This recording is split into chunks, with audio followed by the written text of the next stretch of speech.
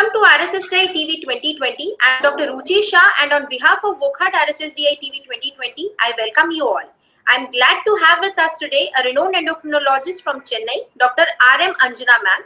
She is the Managing Director and Consultant Diabetologist from Dr. Mohan's Diabetes Specialty Center and Vice President to Madras Diabetes Research Foundation, Chennai.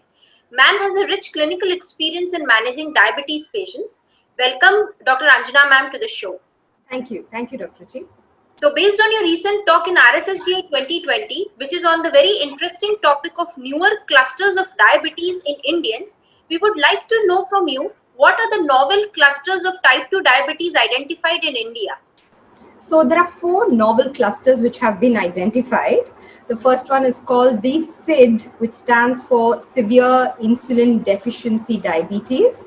So these are people who are very thin and very insulin deficient. They're typically younger and have a higher risk of insulin use complications, etc. So this is very similar to what has already been described by Professor Leaf group in the West, this very severely insulin deficient group. So that is the first group.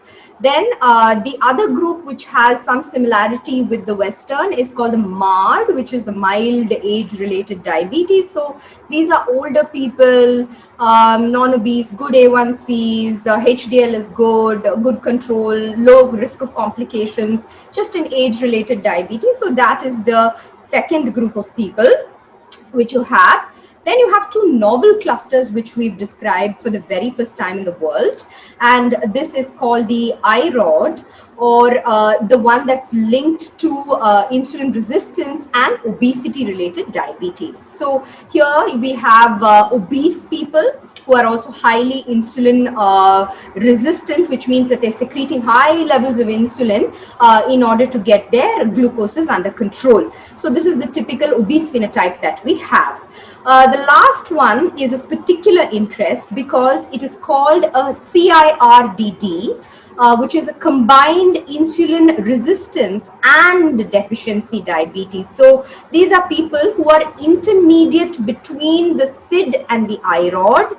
So they are insulin deficient, so they're like thinner, but at the same time they also have features of insulin resistance. So this particular combination, although not the most common type of diabetes, could be the most important type because of the very high risk of complications of both retinopathy as well as nephropathy in this group. They also have very difficult to control hyperglycemia, similar to what you would see in the insulin deficient group. So these are the new clusters which have just come out of our population.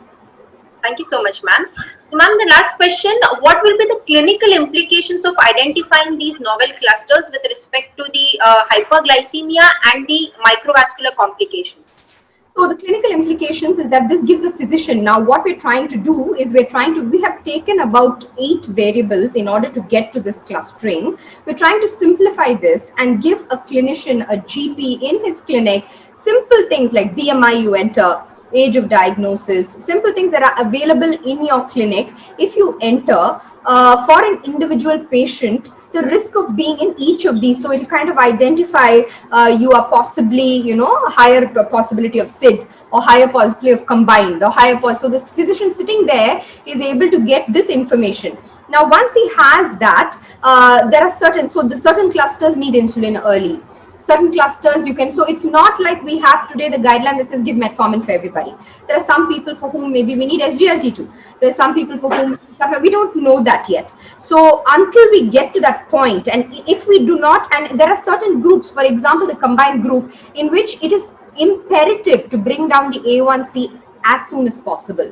So that will prevent the progression into microvascular complications. Whereas in a MARD, this person may not require such an intensive control, may not have that high risk of So this would be the clinical and microvascular complications for the clusters.